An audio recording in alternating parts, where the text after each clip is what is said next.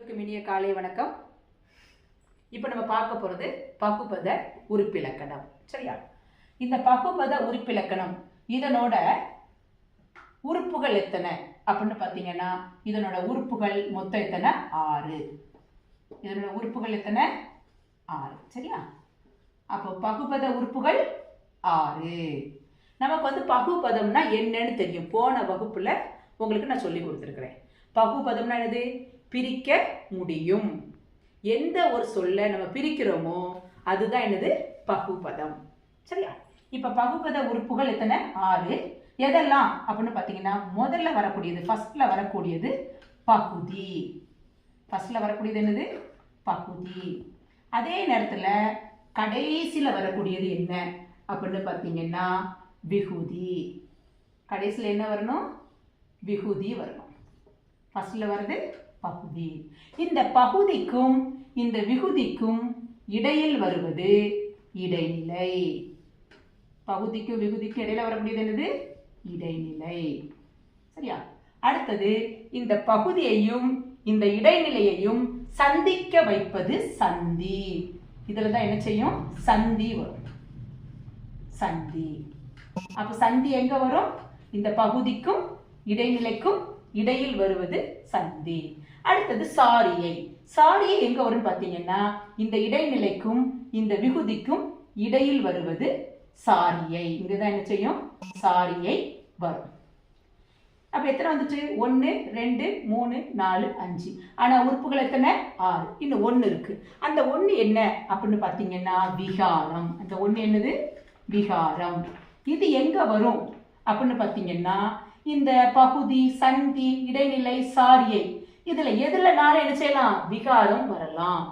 இந்த விகாரம் இந்த மேற்கண்ட இந்த உறுப்புகள்ல எந்த இடத்துலனாலும், சப்போஸ் இங்க வரலாம் விகாரம், இல்ல இங்க வரலாம், இங்க எங்கனாலும் என்ன செய்யும்? விகாரம் வரும். அப்போ பகுபத உறுப்புகள் எத்தனை சொல்லுங்க பார்ப்போம்? பகுதி, விகுதி, இடைநிலை, சந்தி, சாரியை, விகாரம். எங்க வரும்? பகுதி முதல்ல வரும். சரியா? முதலில் வருவது பகுதி.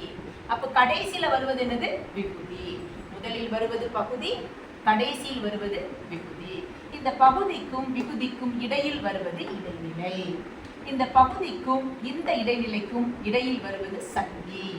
இந்த இடைநிலைக்கும் விகுதிக்கும் இடையில் வருவது சாரியை. சரியா? இந்த மேற்கண்ட உறுப்புகளில் ஏற்படுகின்ற மாற்றம் தான் என்னது? விகாரம். இதுல ஏற்படுகின்ற மாற்றம் அதுதான் என்னது? விகாரம். இதனோட விளக்கத்தை உங்களுக்கு ஒவ்வொன்றா அந்த ஒவ்வொரு உறுப்புகளையும் பற்றி நான் உங்களுக்கு தெளிவா சொல்லும் போது உங்களுக்கு நல்ல தெளிவா புரிஞ்சிடும்.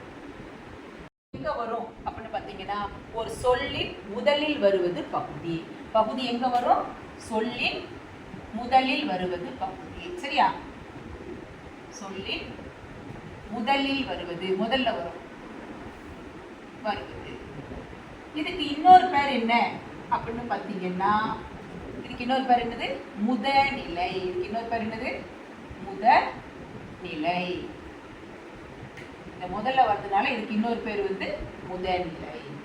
சரி, இதுக்கு எடுத்துக்காட்டு என்ன சொல்லலாம் அப்படின்னு பார்த்தீங்கன்னா, இந்த பகுதி எப்பொழுதுமே கட்டளையா தான் இருக்கும், ஏவலா தான் இருக்கும். அதனால் இது எப்படி வரும்னா ஏவலா வரும். இது வரும் ஏவல், ஏவலா வரும், கட்டளையா வரும். ஏவல் கட்டளை ரெண்டுமே ஒண்ணுதான். நம்ம ஆர்டர் போடுறோம் இல்லையா, அந்த மாதிரி தான் என்ன செய்யும்? வரும். அடுத்தது கட்டளையாக என்ன செய்யும்?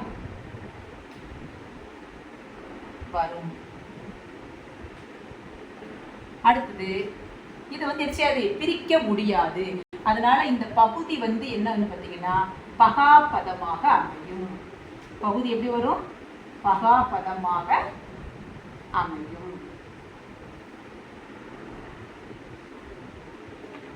எடுத்துக்காட்டு படி, எழுது, நட, இந்த மாதிரி வரக்கூடியதுதான் என்னது? பகுதி. இந்த மாதிரி ஆர்டர் போடுற மாதிரி தான் இருக்கும் இந்த பகுதி. பகுதிக்கு இன்னொரு பேர் என்னது? முதநிலை. பகுதிக்கு இன்னொரு பேர் என்னது? முதநிலை. சரியா? என்னன்னு பார்த்தீங்கன்னா, படித்தான். படித்தான் சொல்லும் போது இதுல பகுதினா எங்க வரும்? முதல்ல வரும் தானே. அப்ப இதுல முதல்ல வரக்கூடியது என்னது? படி. அப்ப இது எப்படி பிரிப்போம்னா படி கூட்டல் இத்து கூட்டல் இத்து கூட்டல் ஆண் அப்படின்னு சொல்லி நம்ம என்ன செய்வோம்? பிரிப்போம். அப்ப இதுல இந்த முதல்ல வருது இல்லையா, இதுதான் என்னது? பகுதி. இதுதான் என்னது? பகுதி. சரியா? அடுத்தது கண்ணன். கண்ணன் இதை நம்ம எப்படி பிரிப்போம்? கண் கூட்டல் அண்ணன் பிரிப்போம் தானே.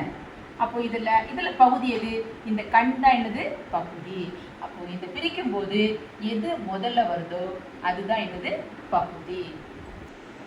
இதுக்கு மேலும் சில எடுத்துக்காட்டுகள் என்ன அப்படின்னு பார்த்தீங்கன்னா வருவான். இதை நம்ம எப்படி பிரிப்போம்? ஃபர்ஸ்ட் வா தான். வருவான்னு அர்த்தம் வான்னு அர்த்தம் தானே. அப்போ ஃபர்ஸ்ட் வா தான் வரணும். முதல்ல என்ன வரணும்? வா. இந்த வா தான் என்னவா மாறி இருக்கு? வருவா மாறி இருக்கு. வா தான் என்னவா மாறிட்டு? வருவா மாறி இருக்கு. அப்போ வா கூட்டல் இவ்வு கூட்டல் ஆண் அப்படி சொல்லி பிரிக்கணும். அப்போ இதுல பகுதி என்னது? இந்த வா தான் பகுதி. எது பகுதி? வா தான் பகுதி. அடுத்த வேலன். இது எப்படி பிரிக்கணும் அப்படின்னு பார்த்தீங்கன்னா வேல் கூட்டல் அண்ணுன்னு பிரிக்கணும். வேல் கூட்டல் அண். அப்ப இதுல பகுதி என்னது? இந்த வேல் தான் என்னது? பகுதி. பகுதி வந்து என்ன செய்யாது? பிரிக்க முடியாது. பகுதி எப்பவும் பகாபதமாகவே அமையும். இதை பிரிக்க முடியாது. சரியா? இது வந்து கட்டளையாகவும் ஏவலாகவும் தான் இருக்கும். இன்னைக்கு நம்ம பகுதியை பத்தி பார்த்துருக்குறோம். அடுத்த வகுப்புல நம்ம எதை பார்க்க போறோம்? விகுதி பத்தி பார்க்கலாம். சரியா? இப்போ இதை பத்தி ஏதாவது உங்களோட கருத்துக்களை எனக்கு தெரியப்படுத்துங்க. நன்றி, வணக்கம்.